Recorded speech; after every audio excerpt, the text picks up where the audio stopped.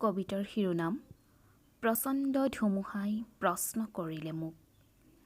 কবি ডক্টৰ ভূপেন হাজৰিকা।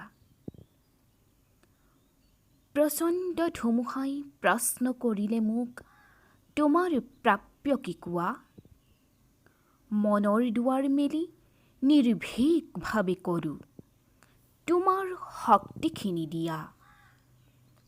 বজ্ৰৰ গৰ্জনে বক্ষ উজাৰি ক'লে, তোমাৰ কাম্য কি কোৱা?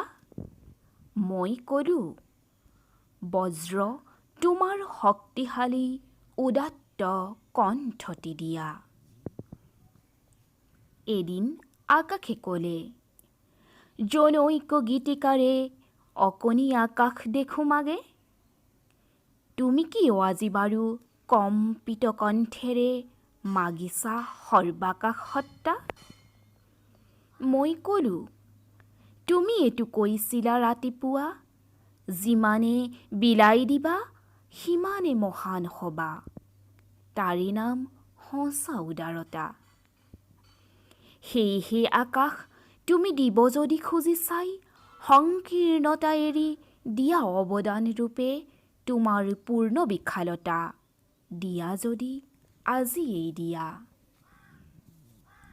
মহাকাশে দিলে মোক বিশাল দৃষ্টি আৰু ধুমুহাই প্ৰচণ্ড শক্তি। বজ্ৰই দিলে মোক উদাত্ত কণ্ঠ আৰু দিলে সাহসৰ যুক্তি।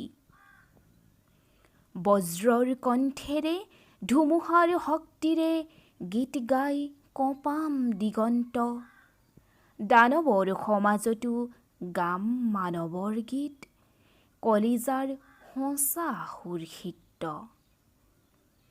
মুমূৰ্ষু মানৱক জীৱনৰ বিদ্যুৎ কিঞ্চিতো যদি দিব পাৰোঁ, আকাশ, ধুমুহা আৰু বজ্ৰক তাৰ বাবে শতবাৰ প্ৰণিপাত কৰোঁ।